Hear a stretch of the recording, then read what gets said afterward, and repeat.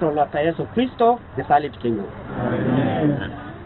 Ng'omukulembeze waabwe buli Robert Kyagulanyi Ssentamu lw'abasimbula okugenda mu kampeyini asooka kwogera n'abawagizi be okukuuma emirembe era ne wano we yasuze mu disitulikiti y'Ekkuumi bw'akoze. Soldiers, moving time. Let's maintain the discipline like we do it every day. First of all, I want to continue thanking you for maintaining the discipline and always challenging those people that want to brutalize us. We are the pure citizens. Kyagulanyi oluvannyuma yessizza mu ddene okwolekera disitulikiti y'e Kapere Byong, Amulia ne Katakwi okukuyega abaayo ng'enteekateeka y'akakiiko k'ebyokulonda bw'emulambika. Ono akozesezza oluguudo lwa Soroti Road wabula ng'anaatera okutuuka mu kibuga Soroti asanze poliisi ekiise ebimotoka byayo mu kkubo n'emulagira akozese eri omu kyalo. Mu byalo by'e Katakwi gy'agenze ayita abadde akuutira abaayo beenyigire mu nkyukakyuka. We have only 28 days to go. And I cannot reach every Ugandan. I am here to tell you that we have not given up on the new Uganda. We are going to new Uganda and we need your assistance and support. Olw'entiisa gye bazze bawulira n'okulaba ebituuka ku bantu ababa bazze okulaba Kyagulanyi obwedde olulaba ku bimotoka by'abasirikale nga bateekako kakokola tondeka nnyuma. Don't run.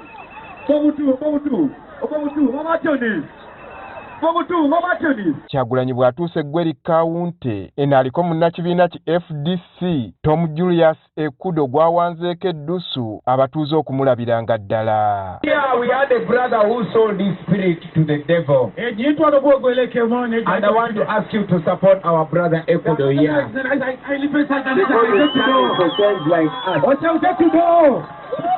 This brother here is from FDC, but at least professes stands with the people of Uganda. One people. Oluvannyuma Kyagulanyi yeeyongeddeyo ng'atuuse ku luguudo olumwolekeza ttawuni y'e Katakwi asanze poliisi yayungudde dde abawanvu n'abampi okukosa ebimotoka byayo nga babikiise mu kkubo.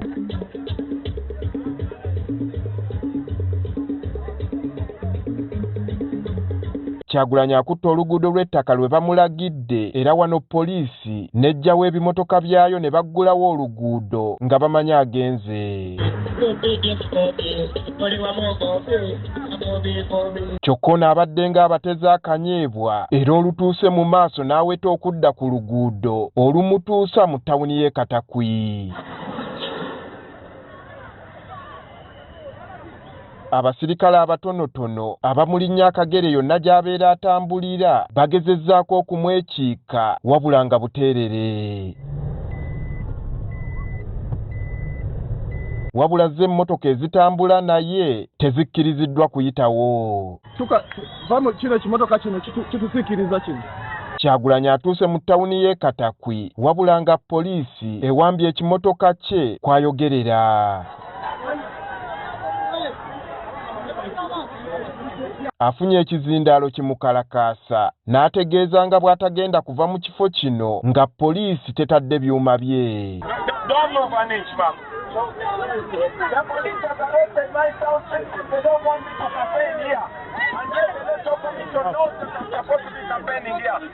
We are not living here until they give us our town.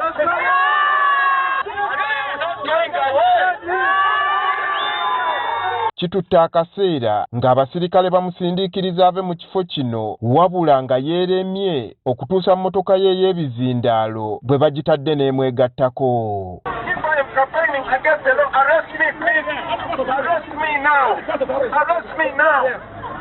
I am a presidential candidate.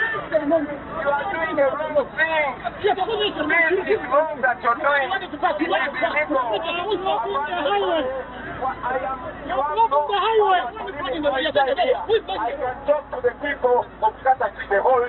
Kyokka bano babadde tebaagala mmotoka eno eyimirire ewali Kyagulanyi. Dereeva waayo kyagaanye era nga poliisi mu kumusindiikiriza emufuuyiddeko amulali mu maaso ekimuleetedde okugiddukamu.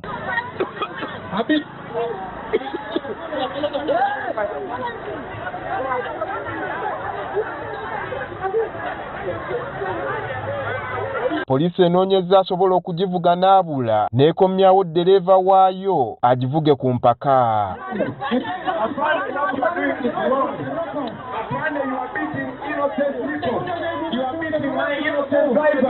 What you are doing is illegal, what you are doing is wrong. I am a presidential candidate. Wano mu kavuvuŋŋano abawagizi ababadde basaakaanya olw'okulaba ku Kyagulanyi bakkakkanye ku musajja abadde mu ngoye eza bulijjo ng'agezaako okubagobawo ne bamukuba olw'okwefuula ky'atali.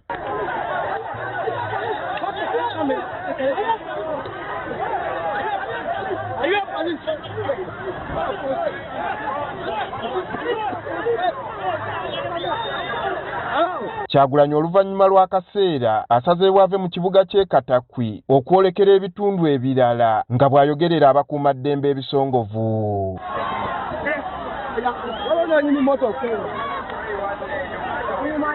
Ono atuuse mu disitulikiti y'e Amuliya era asanze abawagizi be baamulindiridde okumwaniriza n'ebivuga. Ayogere n'abantu bamulinze tutino. Poliisi emulagidde okudda ku lw'ettaka era wano w'ayogeredde n'asaba abawagizi be obutava mu mbeera. We know that we are young and we are many, but we want to deny them a chance to unleash brutality on you. So when they close the main road, we shall use any road that is available. Kyagulanyi ayolekedde disitulikiti y'e Kapelebyong alukubye ku kisaawe ky'essomero li Kapelebyong Primary School.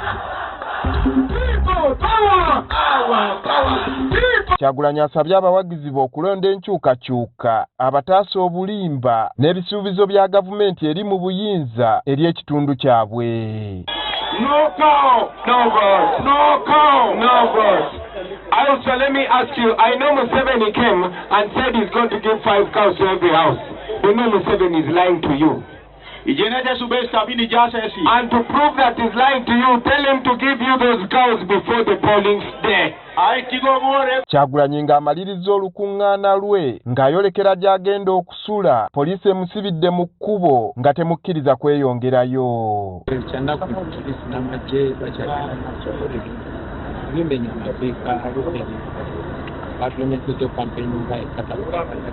Kyagulanyi olunaku olw'enkya wakubeera mu bitundu by'e Serere ne Soroti City. Andrew Kaggwa, Agafeeyo, Kapelebyong.